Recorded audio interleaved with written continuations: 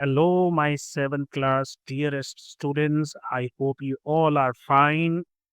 Today we are going to talk about English chapter 3, that is 3 days to see. This is a beautiful story by Helen Keller. तो chapter को start करने से पहले मैं आपको इसकी समरी बहुत जल्दी से बता देता हूँ कि ये चैप्टर क्या है, किसके बारे में है। 3 डेज टू सी जो है हेलन केलर द्वारा लिखा गया एक बहुत ही इंस्पिरेशनल लेसन है।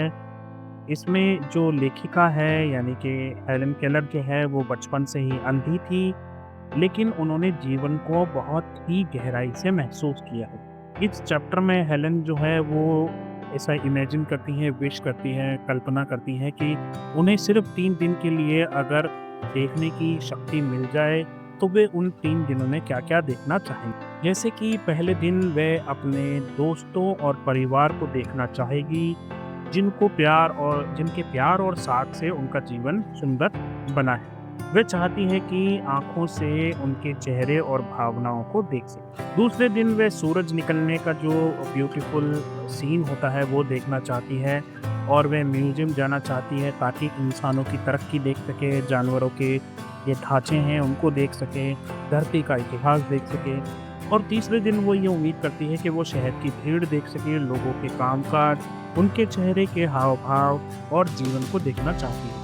वे हँसी, दुःख, मेहनत और भावनाओं को देखने का अनुभव लेना चाहती है। और फिर 3 दिन पूरे होने के बाद जब फिर से अंधेरा हो जाएगा, तब उसे ये एहसास होगा कि दुनिया में देखने के लिए कितना कुछ है। अंत में जो है हेलन यही कहती है कि अपनी आँखों और अपनी बाकी के जो सेंसेस हैं उन सब का पूरा उपयोग कीजिए दोस्तों, क्योंकि ऐसे उपयोग कीजिए जैसे कि वो कल गायब होने वाले हैं या गुम होने वाले हैं।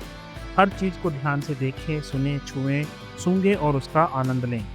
उनके अनुसार देखने की शक्ति जो है वो सबसे सुंदर होती है, क्योंकि वही एक चीज़ है जो उसके पास नहीं।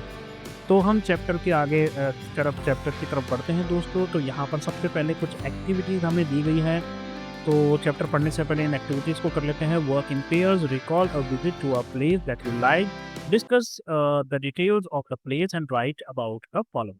तो आपको कोई एक जगह चुननी है जहाँ पर आप गए, किसके साथ गए आप, ये बताना है और फिर आपने वहाँ की जो चीज़ें हैं उनको किस तरीके से देखा, सुना, सूँघा, क्या टेस्ट किया और टच और फ़ील कैसा था, ये सब कुछ आपको बताना है। तो चलिए पहले इन क्वेश्चन्स के आंसर्स डिस्कस कर लें।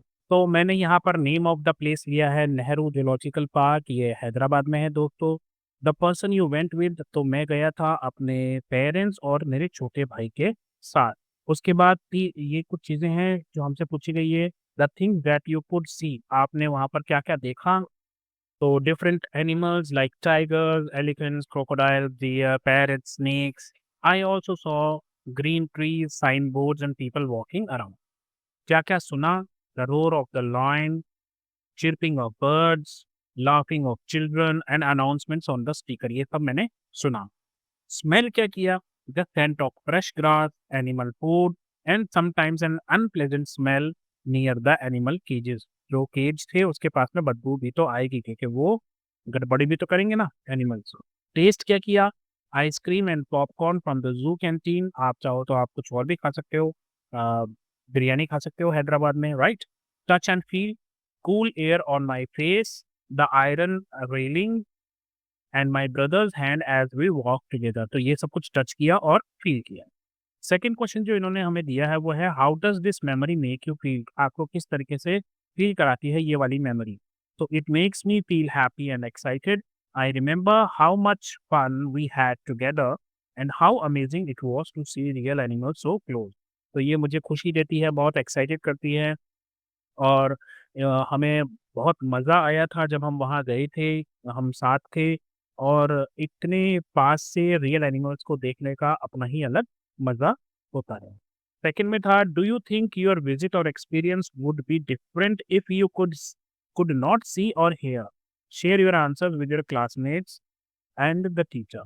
अगर आपके पास देखने की और सुनने की ताकत नहीं होती, तो क्या आपका ये एक्सपीरियंस अलग होता जैसे अभी हमने एक्सपीरियंस किया? तो yes, it would be very different. If I could not see, I would miss the beautiful animals and colorful birds. If I could not hear, I would not enjoy the sounds of the nature and animals. It would be harder to understand everything without someone helping. बहुत ही अलग होता experience अगर मैं नहीं देख पाता तो मैं जो खूबसूरत जानवर हैं, कलरफुल बर्ड्स हैं, उनको नहीं देख सकता था और अगर सुन नहीं पाता मैं तो जो नेचर का खूबसूरत साउंड्स हैं नेचर के और एनिमल्स के, वो मैं नहीं सुन पाता, कलरफुल बर्ड्स देख नहीं पाता। अगर कोई मेरी हेल्प नहीं करता तो शायद मैं समझ ही नहीं पाता कि मैं क्या देख रहा हूँ या मेरे सामने क्या है।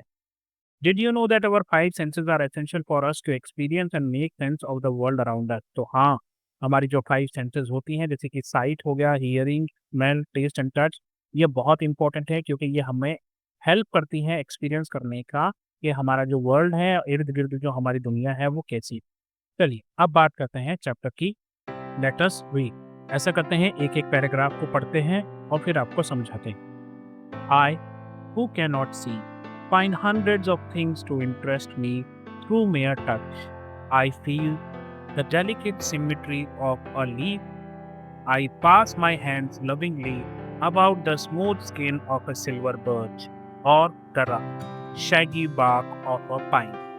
In spring, I touch the branches of the trees, hopefully in search of a bud, the first sign of awakening nature after her winter's sleep.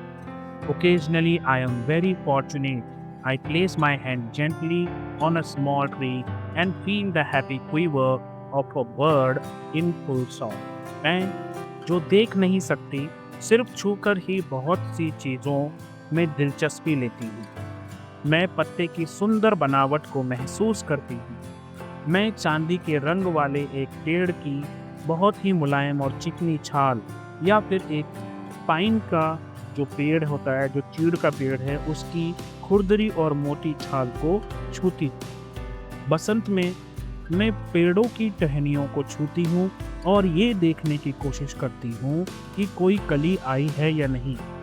कली आना प्रकृति के जागने का पहला संकेत होता है जब वह सर्दी की नींद से बाहर आती है। कभी-कभी मुझे बहुत खुशी मिलती है जब मैं किसी छोटे पेड़ पर हाथ रखती हूँ और वहाँ किसी चिड़िया को गाते हुए, कांपते हुए महसूस करती हूँ। At times, my heart cries out with longing to see all these things.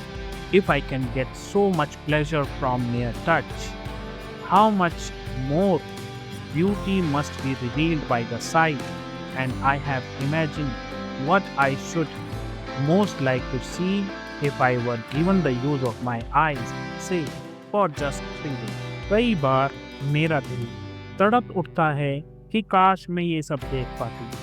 अगर मुझे सिर्फ छूकर इतनी खुशी मिलती है तो देखने से कितनी ज़्यादा सुंदरता दिखती हो। और मैंने कल्पना की है कि अगर मुझे सिर्फ 3 दिन के लिए अपनी आँखों का यूज़ करने का मौका मिले तो मैं क्या-क्या देखना चाहूँ।